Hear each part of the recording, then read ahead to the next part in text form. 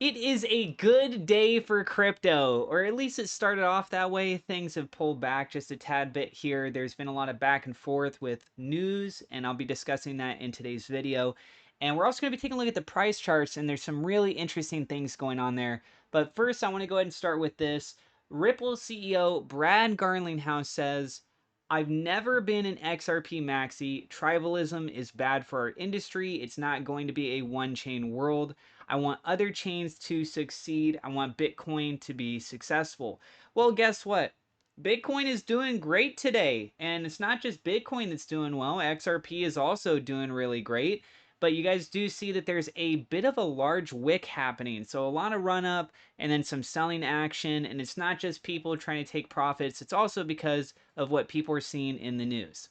So let's go ahead and take a look at this. First off, oil crashed about 10%.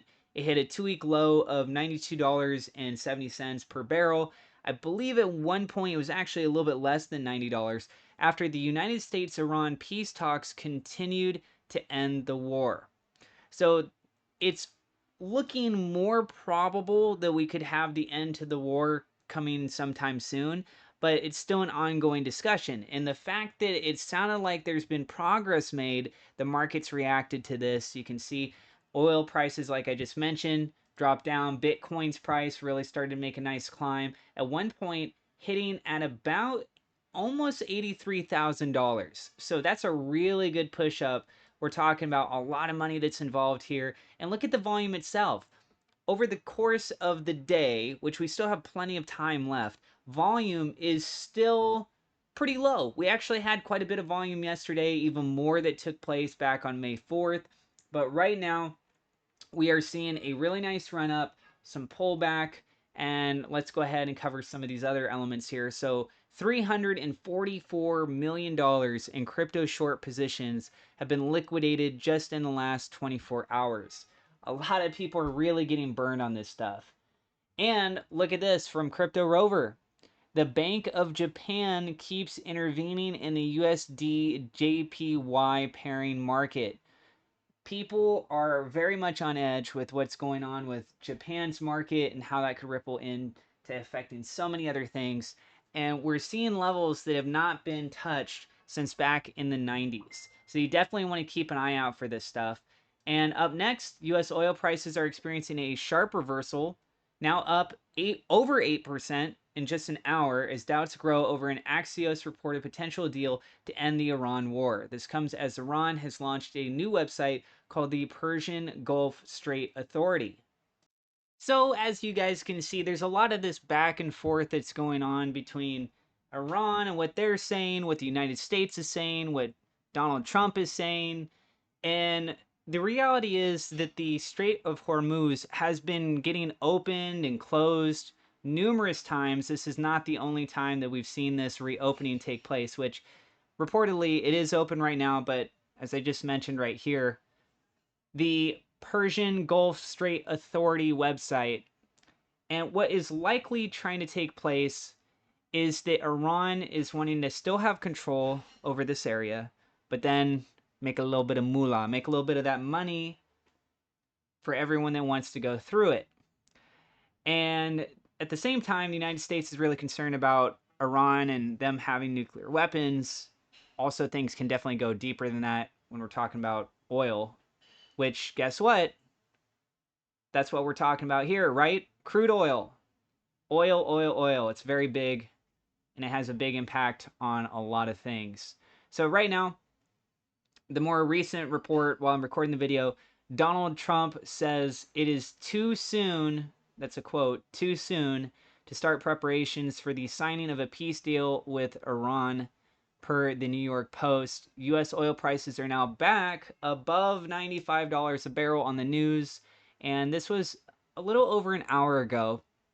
And as you guys can see, prices for Bitcoin have since pulled back. XRP pulled back. I mean, that was a really nice candle. It's a pretty tall wick right there. I'd say by comparison, that looks like that's even bigger than the wick that we had on May 4th. And another thing I really want to point out to you guys. Let me go ahead and zoom out here.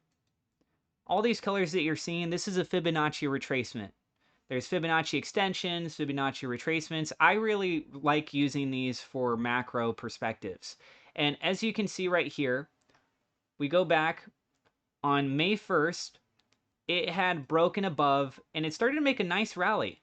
It came back and closed just barely above that line. So it was really close to sitting on this key Fibonacci zone. The next day it had a nice run up. Same thing, it pulled back, not quite as low. But now we technically had 2 days of closure that were above that Fibonacci zone. So starting to form a trend. The third time, let me zoom in even more. The bottom of this wick right here, what did it do? Essentially bounced, even this one right here, essentially bouncing off of that Fibonacci zone. And it did have a nice run up, just under 80,000, and then it came down, ended up closing out at $78,500. Next day, what did you see? Once again, that bottom wick almost at the $78,000 level, but then it made another nice run up. So after these 3 candles right here, all closing above the Fibonacci zone, it now decided that it's showing a strong trend. And what do we have? We had 1 day of closure, another day of closure. Here we are on a 3rd day in the green so far. Things are looking really good. And this is suggesting, with us being above $80,000, that there's a lot more wiggle room to keep going up. So let's go ahead and zoom out a bit. I want to go ahead and point out back over here on February 1st, the 2nd, the 3rd, these tops of the wicks, they were all sitting at about $79,500. And you can see that that was also lined up here with April 22nd. We have that also here on April 27th, again on May 3rd. So that was another level that was a very strong level of resistance. That has since been broken above. So when you combine those two, they're really close together, saying, hey, okay, if we can get above $78,000, Fibonacci retracement zone, that's looking like it could start pushing higher. Then you see the next major level, and it broke above that $79,500. $79,500. So 2 significant levels of resistance that have been broken through now suggest an even further continuation. Of course, major news events could have dramatic impacts on this, and also profit taking that goes along the way. But as it is right now, things are looking really, really good for Bitcoin. And if we go take a look over here with XRP, let's look at this comparatively. So we did have on May 4th, a nice push up that went above the Fibonacci zone, but it closed out below. Even though it ran up, it did technically close out down below. And here you can see on the previous days, they just briefly were able to manage to get above a little bit here on May 2nd, a little bit more on May 3rd. And then on that next day, it tried making an even further run up, but guess what? Still closed out down below that Fibonacci zone. So as it is right now for XRP specifically, and it's an altcoin, it did close out in the green above that zone on May 5th, yesterday. As it is right now, it's on track to closing out above, which would be 2 instances. Ideally, we want at least 3. However, Bitcoin is already in a really good position. So if Bitcoin continues to make a rally up, there's a very strong chance that we could see a rally taking place for a lot of other altcoins as people want to see things starting to pop off again. Sentiment starts to come back in. People start getting more encouraged. And it's also important to watch what's going on with oil prices, because the average everyday person, if they're feeling it at the pump, they're not going to have the luxury of being able to choose what they spend their extra money on, because they don't have extra money. They have to just take care of the bare essentials, getting their gas, getting their food, making sure they can get home and pay their electric bill. And let's be real, the increases in data centers, that's also having a rippling effect on a lot of different communities. Not every community, but there are definitely people out there that are starting to feel it and going to feel it more as more of those data centers get released, and the impacts that they're having on people's electric bills going up 200, nearly 300%. And yeah, that's what I got for you guys in today's video. So if you did find this to be informational and enjoyable, don't forget to hit that subscribe button. And also, if you haven't heard of this crypto exchange called BTCC, I do have my referral link in the description, and you can get a 10% bonus when you put a deposit in, and that's if it's $500 or more. So that's a really nice percentage bonus. And if you guys want to look into this more, they've been around for over 13 years here.